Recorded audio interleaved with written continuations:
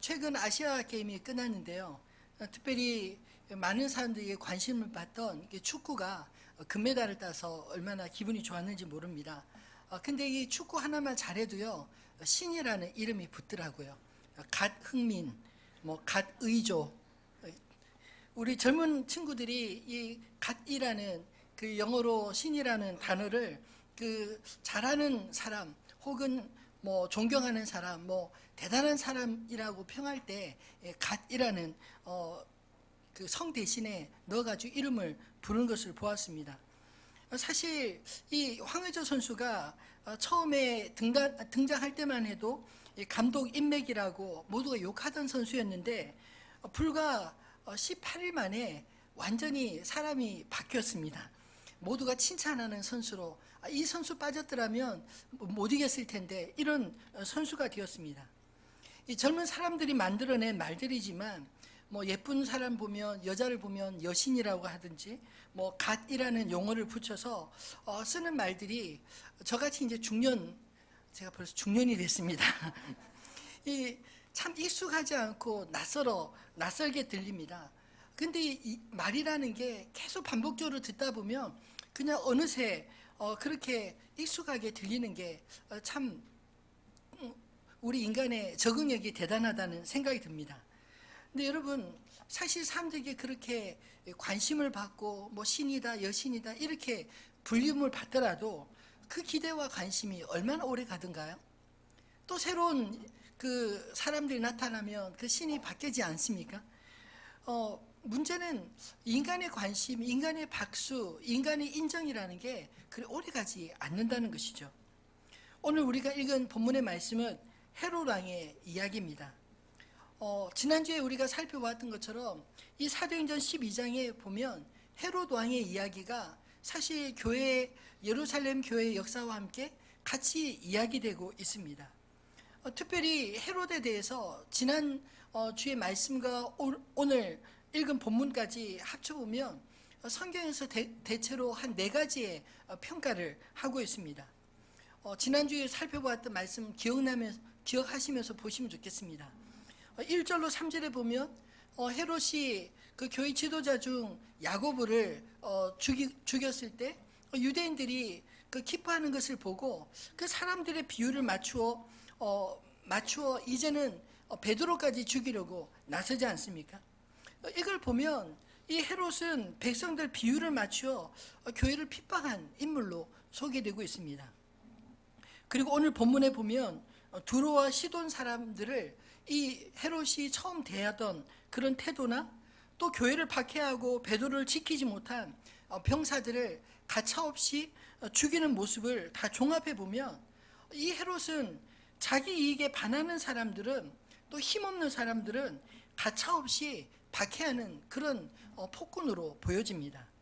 그리고 22절로 23절 말씀에 자신의 한 연설에 대해서 사람들이 칭송하며 이것은 신의 소리요 사람의 소리가 아니다, 이런 말에 들떠서 이 스스로 자신이 마치 신이 된 것처럼 착각하는 이 아첨하는 말에 얼마나 나약한 사람인가 하는 것도 볼 수 있습니다.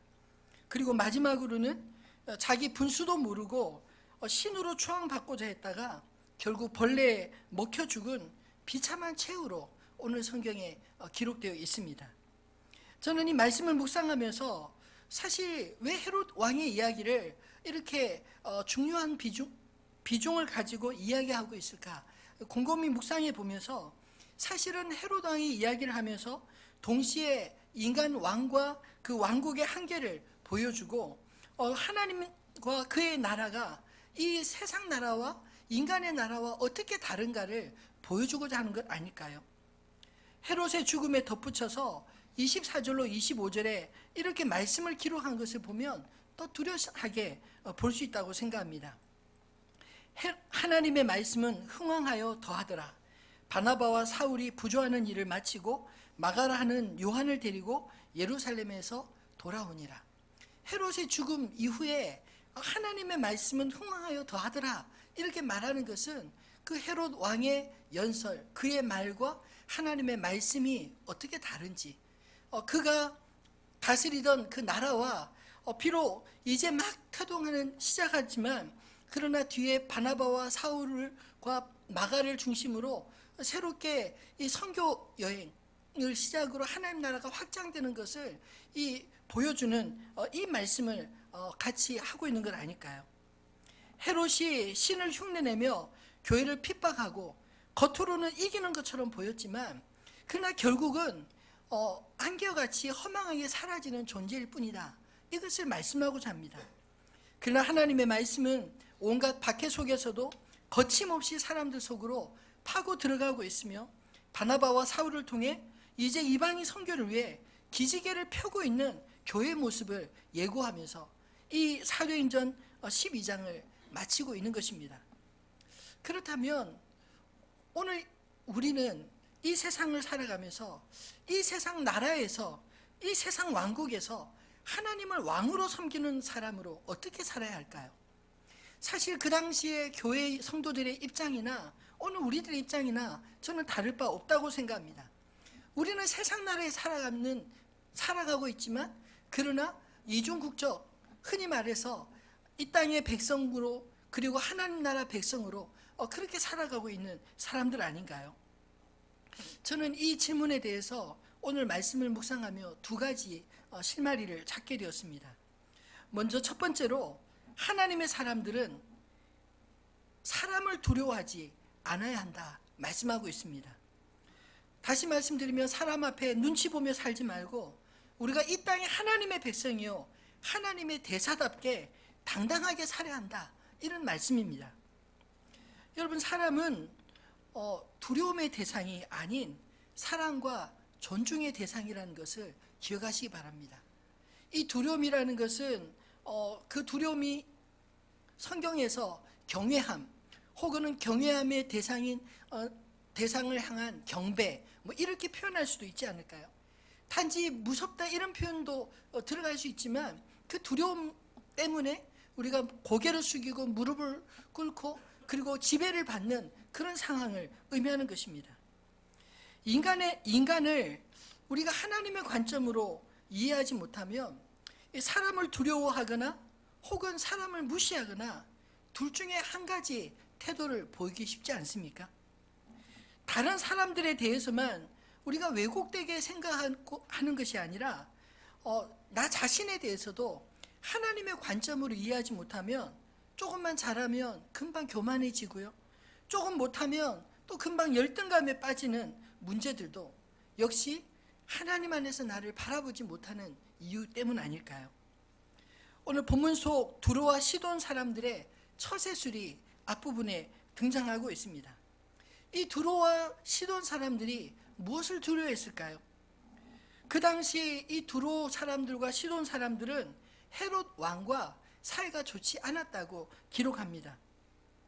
당시 수리아에 속한 이 두로와 시돈 지방은 해양 무역으로 인해서 부를 많이 축적했지만 그러나 육지의 모든 양식들은 대부분 그 유대 왕국으로부터 가져다 먹어야 하기 때문에 이 양식 문제가 심각한 문제였습니다.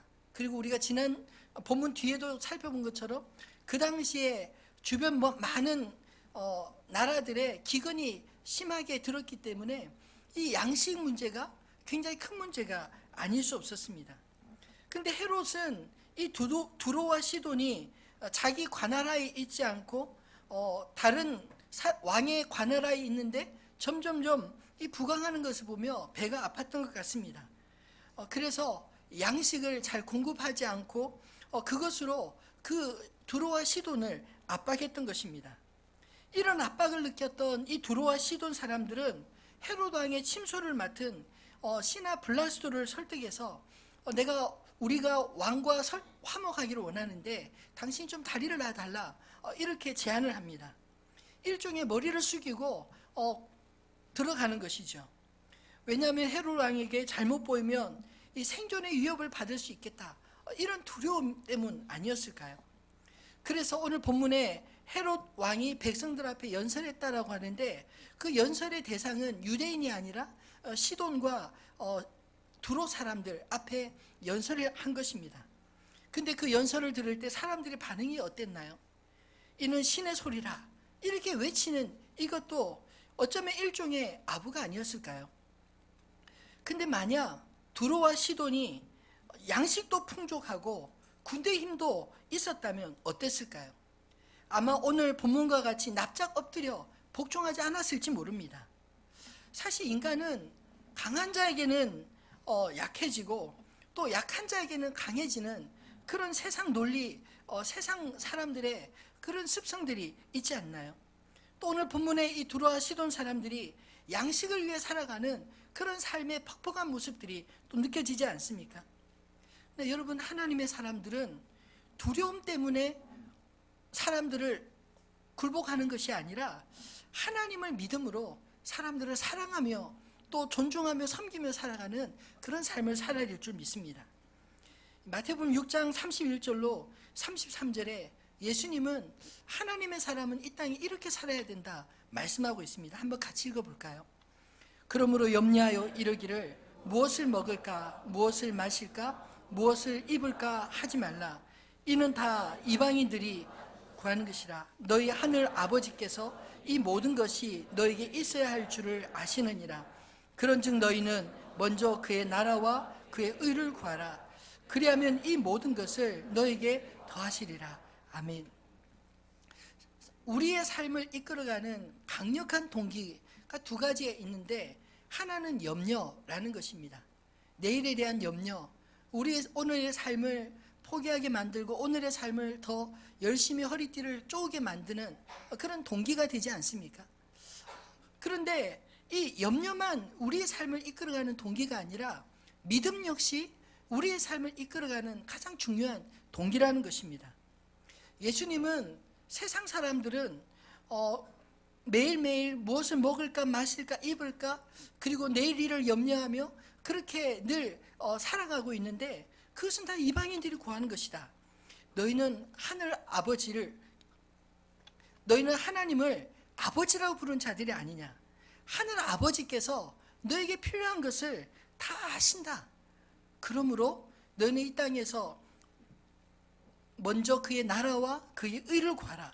그리하면 이 모든 것을 너에게 더하시리라. 이렇게 말씀한 게 아닐까요? 여러분, 우리가 이 땅에서 살아가는 힘은 염려와 두려움이 아니라 하나님을 믿는 믿음으로 살아갈 수 있게 되기를 소원합니다. 하나님의 의와 그의 나라를 구하며 살아갈 때 사실 우리가 구하지 않는 필요들까지 채워주시는 분이심을 믿으시기를 바랍니다. 저는 어렸을 때부터 이것을 보면서 자랐습니다. 저희 아버님이 느지막하게 목회를 하시고 그리고 또 목회하는 환경 속에서 예전에는 아버님이 다 벌어서 쓰셨지만 용돈도 주셨지만 이제는 모든 것이 하나님께서 공급해 주시지 않으면 살아갈 수 없는 그런 환경에 처해진 적이 있었는데 근데 참 기가 막히게 하나님이 필요한 것들을 교회에 필요한 것과 가정에 필요한 것들을 그때그때 채워가시는 것을 보면서 하나님 정말 살아계시는구나. 하나님이 시키신 일을 감당하면 하나님이 책임지는구나. 그의 나라와 의를 위해 살면 하나님의 교회를 위해 살면 하나님께서 예비하신 은혜를 부어주시는구나. 어렸을 때 그게 너무 신기하고 재미있어서 저 마음에도 나도 하나님 일을 해야겠다 이런 마음을 갖게 된 것입니다. 목회한 지 이제 벌써 한 28, 9년이 되어 가는데 이 생각은 여전히 변함이 없습니다. 하나님은 하나님의 사람들을 책임지십니다. 목회자만일까요? 그렇지 않습니다. 모든 성도들 하나님을 적어도 아버지라고 부르고 믿는 자들 하나님의 나라와 하나님의 의가 내 인생의 가장 우선순위가 되어 있는 그렇게 믿음으로 살고자 하는 자들에게 하나님의 돌보심과 은혜가 지금도 충만히 임하는 줄로 믿습니다. 두 번째로 하나님의 백성들은 자기 분수를 알고 지키며 살아야 하는 것입니다. 내가 누구인지를 모르면 자기의 가치를 늘 다른 사람들의 평가에 휘둘리게 되지 않을까요? 오늘 본문에서 헤롯의 삶을 한마디로 평가한다면 저는 이렇게 말할 수 있다고 생각합니다. 스스로 신이 되려 하다 벌레 먹혀 죽은 왕의 이야기. 그래서 제목을 그 신이 되고 싶었던 사람 이렇게 표현했습니다. 여러분, 이미 왕으로 있었다면 그것은 이미 다 가졌다는 의미 아닌가요? 그럼에도 불구하고 그에게 부족하게 느꼈던 무엇이었을까요? 그걸로도 부족해서 스스로 왕이 되고 싶었던, 신이 되고 싶었던 그런 마음이 오늘 본문에서 느껴지지 않습니까? 자기 분수에 만족하지 못하고 신으로까지 추앙받고 싶었던 이 인간의 욕망을 오늘 본문은 정확하게 보여주고 있는 것입니다. 그렇다고 진짜 신이 될 수 있었나요? 결국 하나님 앞에 그 오만함이 하나님 앞에 심판을 받아 죽게 되었다, 이렇게 말하고 있지 않습니까? 우리가 마땅히 하나님을 경배하지 않으면 우리는 하나님 대신 우상을 만들어 경배하게 되어 있습니다. 하나님이 되고 싶은 마음은 아담과 하와 이후 사단이 인간에게 심어놓은 가장 큰 유혹입니다. 모든 것을 내 마음대로 하고 싶은 욕망, 또 내 뜻대로 이루어지지 않으면 견디지 못하는 분노 등 그 모든 뿌리가 바로 내가 신이 되고 싶은, 내가 하나님이 되고 싶은 그런 마음들 때문 아닌가요? 내 마음대로 되지 않기 때문에 우리는 오히려 겸손히 하나님 앞에 기도하는 것 아닙니까? 하나님의 사람들은 자신의 부족함을 알고 하나님의 크심을 알아서 그의 은혜로 체험받는 인생임을 믿으시기 바랍니다. 그러나 하나님 안에서 자신의 정체성을 발견하지 못하면 사람들의 평가와 세상에서 나의 위치로 자기를 증명하려고 애쓰게 되는 것입니다. 이런 사람은 아무리 높은 자리에 올라가도 아무리 많은 것을 가져도 만족할 수 없는 사람이 되는 것입니다. 오늘 본문의 헤롯이 바로 이런 사람 아니었을까요? 헤롯에 대한 그 당시에 그 시기에 살았던 이 역사학자 요세푸스의 글에 보면 오늘 본문의 사건을 이렇게 기록하고 있습니다. 이날 헤롯은 황금으로 덧입힌 옷을 입었기 때문에 햇빛에 방사되는 광채가 거기에 모인 모든 사람들을 황홀하게 함으로써 마치 신이 하강한 것과 같은 정도의 위용을 부렸다. 이번에 단기 선교 터키를 가봤는데요. 그 터키 그 에페소 지역을 가니까 햇볕이 얼마나 강렬한지 우리나라에서 볼 수 있는 햇볕과 종류가 다르더라고요. 질이 다르다는 생각이 들었습니다. 그래서 그곳에 농작물이 달고 당도가 높다라는 그런 말을 들었습니다. 아마 멀지 않은 이 예루살렘과 이 유대 지역 또 시돈 지역도 그런 햇살이 있지 않았을까 생각이 듭니다. 그런데 그 요세푸스가 이야기하는 것처럼 오늘 우리가 읽은 성경에는 왕복이라고 표현했지만 그 왕복에 황금을 덧대어서 그렇게 입었으니 그 강렬한 햇빛 속에 그 황금빛이 어떻게 비쳤을까요? 사람들이 왕을 눈을 들어서 보지 못할 정도로, 눈부실 정도로 그렇게 보이지 않았겠습니까? 그리고 그 가운데 자기의 연설을 했을 때 사람들이 그 당시에는 또 왕을 신의 아들이라 그렇게 부르고 믿었던 때 아니었나요? 그러니 이 헤롯을 마치 신이 강림한 것처럼 느끼고, 그리고 신의 소리요, 이것은 사람의 소리가 아니다, 이렇게 추앙하며 받들었던 것입니다. 결국 22절에 백성들의 반응을 이끌어내는데 이 헤롯은 성공하였습니다. 그런데 이런 영광을 받은 헤롯은 그 왕으로서 스스로 만족하지 못하고 자신의 백성들에게 신으로 추앙받는 것을 합당하다 생각하고 당연하게 여겼다는 것입니다. 그래서 하나님께서 벌레에 먹혀 죽도록 심판하신 것입니다. 본문에 보면 어떤 벌레라 구체적으로 명시하진 않지만 여러분, 모기에 물려도 댕기열로 그 고열로 사망할 수 있지 않습니까? 또 눈에 잘 보이지 않는 그런 바이러스에 감염되어도 갑작스럽게 죽을 수 있는 것이 우리 인간의 연약함입니다. 요세푸스는 그의 마지막을 이렇게 기록하고 있습니다. 아그리빠의 죽음은 가이사랴에서 제정한 황제의 탄신일인 8월 1일이었으며 아그리빠는 닷새 동안 통증으로 매우 고생하다 죽었으며 그의 날이 54세였고 왕자에 오른 지 7년째였다. 헤롯의 인생을 오늘 본문의 말씀의 기준으로 정의한다면 이렇게 표현할 수 있지 않을까요? 신이 되고 싶었던 사람, 벌레에 먹혀 죽다. 여러분, 우리 인생이 이렇게 어리석은 결말을 갖지 않게 되기를 주님의 이름으로 축원합니다. 그렇다면 헤롯 왕과 같이 사람들은 왜 자기를 자꾸 과장하려 할까요? 혹 자기 안에 자격지심이 있어서는 아닐까요? 이 자격지심은 다른 말로 열등감의 다른 양태일 뿐입니다. 헤롯 왕은 유대인의 왕이었지만 사실 다윗 왕의 혈통이 아닌 에돔 족속의 혈통입니다. 그는 로마 황제에 의해서 유대 왕으로 임명된 왕이었습니다. 그래서 그는 유대인의 지지에 늘 목말라 했고 또 자신에 대해 반대하는 사람들에게는 가차없는 폭군이 되었던 것입니다. 스스로 자신의 부족함을 느껴서인지 그는 다 가졌어도 늘 가지지 못해 목마른 자였습니다. 우리 안에도 가져도 만족할 줄 모르는 그런 마음이 있다며 혹 헤롯과 같은 그런 자격지심 때문은 아닌지 우리 자신을 조용히 점검해 봐야 하지 않을까요? 디모데전서 6장 6절로 10절 말씀해 보면 경건에 있어서 가장 중요한 것을 자족이라고 표현하고 있습니다. 한번 같이 읽어보겠습니다. 그러나 자족하는 마음이 있으면 경건은 큰 이익이 되느니라. 우리가 세상에 아무것도 가지고 온 것이 없음에 또한 아무것도 가지고 가지 못하리니 우리가 먹을 것과 입을 것이 있은즉 족한 줄로 알 것이니라.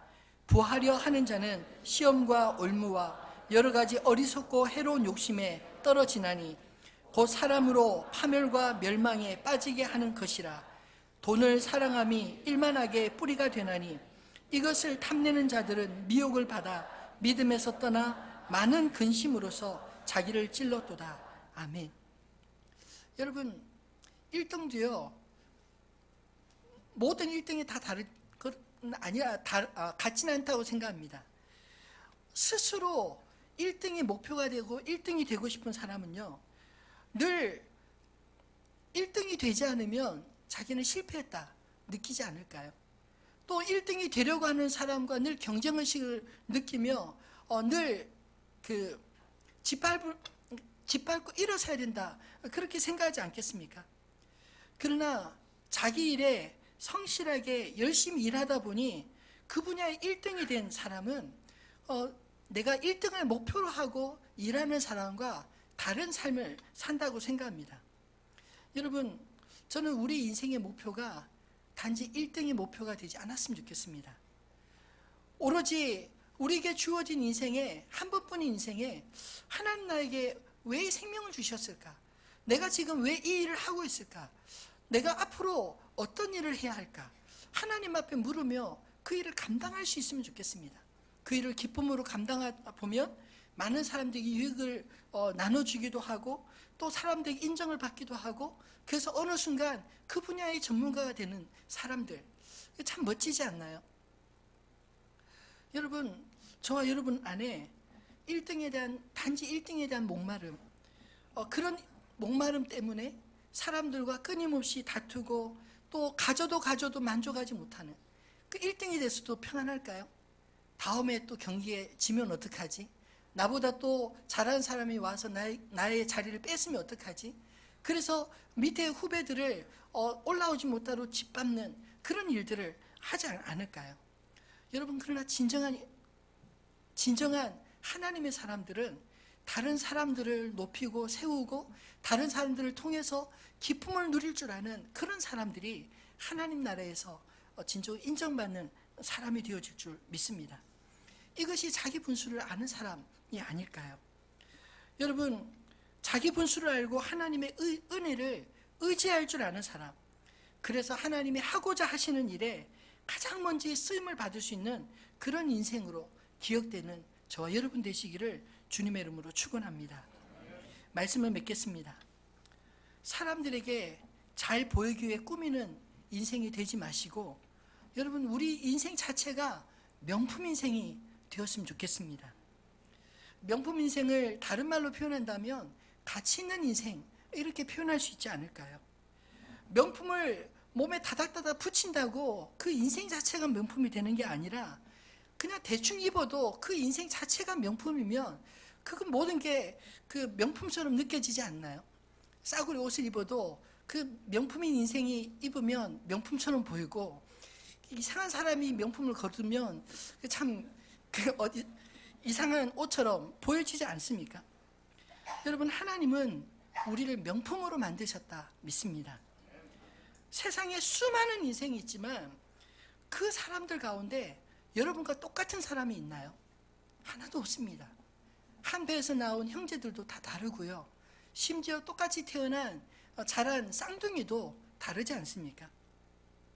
하나님께서 각각 우리 존재 한 사람 한 사람에게 의미 있게 하나님이 창조하신 고유한 명품임을 기억하시기 바랍니다. 그러니 제발 여러분 짝퉁으로 살지 마시기 바랍니다. 이 짝퉁으로 산다는 것은 자꾸만 남을 것 베끼고 또 비교하면서 내가 아닌 다른 사람처럼 보이며 살려고 하는 그런 게 짝퉁 인생이 아닌가요?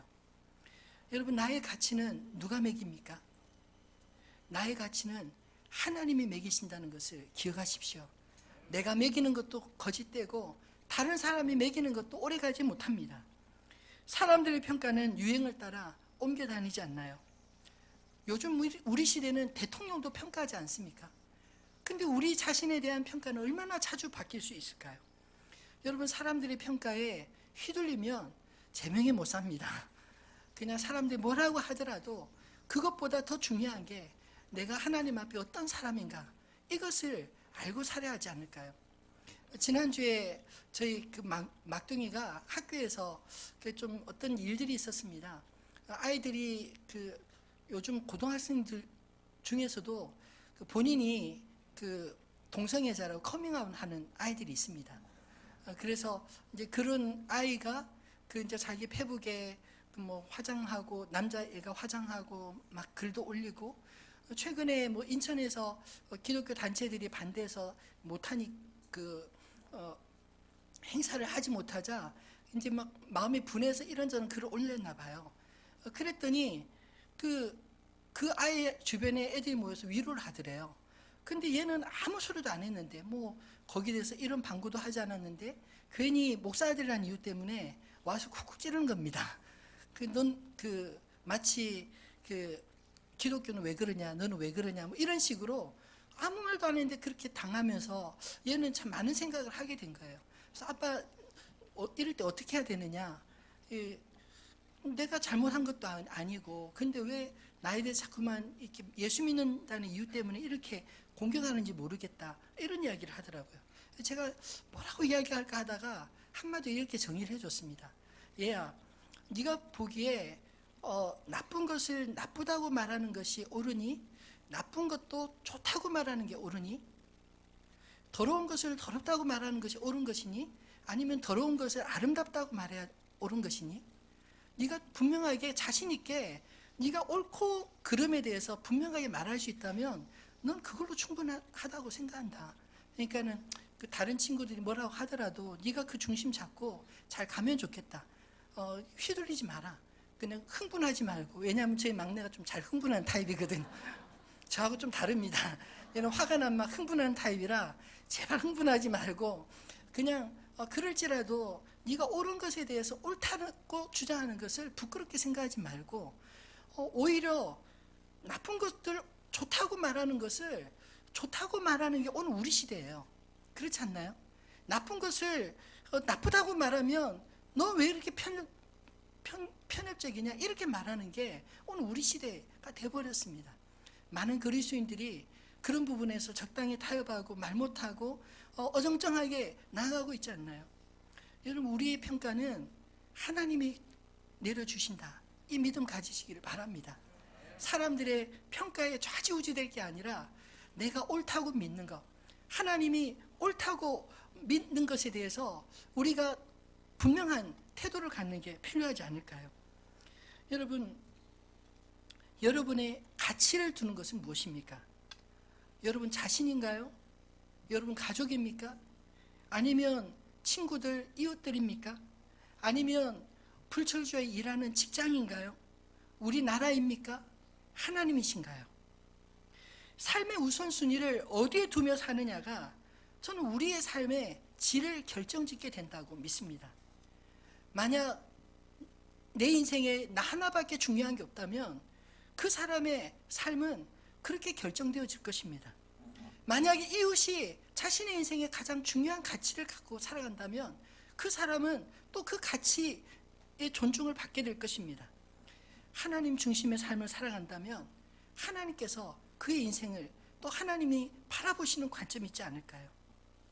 나 한 사람도 감당하기 어려운 시대라고 말하지만 저는 적어도 우리 그리스도인들은 그렇게 말하면 안 된다고 생각합니다. 제가 개척 초기에 하나님 앞에 가장 기도를 많이 드렸던 기도의 제목이 있었다면, 하나님, 하늘빛 우리 교회가 생존을 위해 발버둥 치는 교회가 되지 않도록 도와주십시오. 하나님, 이 땅에 교회를 세우셨는데 교회를 세우신 그 목적에 맞게 사명을 감당할 수 있는 교회가 되기를 원합니다. 하나님, 사명 감당하는 교회가 될 수 있도록 하나님 은혜를 주십시오. 이렇게 늘 기도를 해왔습니다.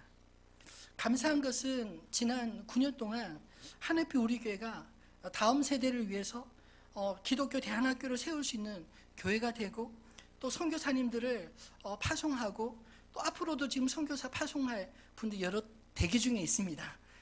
그런 분들을 또 파송할 수 있는 교회가 될 수 있다는 게 전 너무 감사합니다. 여러분, 교회가 교회의 본질을 잘 붙들고 사명을 감당할 때 하나님께서 더 큰 사명을 감당할 힘을 주실 줄 믿습니다. 큰 것을 위해 일하면 여러분 큰 일꾼이 되지 않을까요? 다른 말로 일꾼이라니까 좀 어감이 그런데 청지기란 말입니다. 하나님께서 우리에게 청지기로서 너 이것을 하라고 맡기면 그 일을 감당하다 주님이 오라면 다 털어놓고 가는 게 우리 인생인 것입니다. 근데 우리가 큰 것을 위해서 하나님 앞에 나 하나만 바라보는 것이 아니라 하나님 나라와 그 의를 구하며 하나님 큰 일을 감당하기를 소망하며 하나님 그 일을 감당할 수 있도록 기회를 주지 않을까요?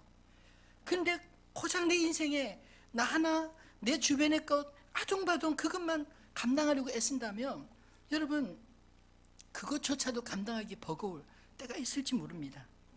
바라기는 한 번뿐인 인생, 나 하나도 감당 못해서 쩔쩔매는 인생으로 살지 마시고 하나님이 우리에게 맡겨주신 일을 잘 감당해서 사명을 성취하는 그런 인생들이 다 되시기를 주님의 이름으로 축원합니다.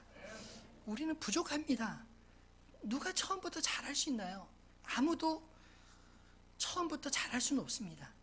그런데 제가 발견한 것은 나의 작음을 알지만 그러나 하나님의 더 크심을 알아서 하나님 믿음으로 내 능력으로 일하지 않고 하나님 은혜로 일하려고 애쓰면 하나님께서 그 일이 무엇이든지 하나님께서 길을 열어주시고 하나님의 사람들을 붙여주시고 하나님의 일을 하게 감당할 수 있는 능력을 주실 줄 믿습니다.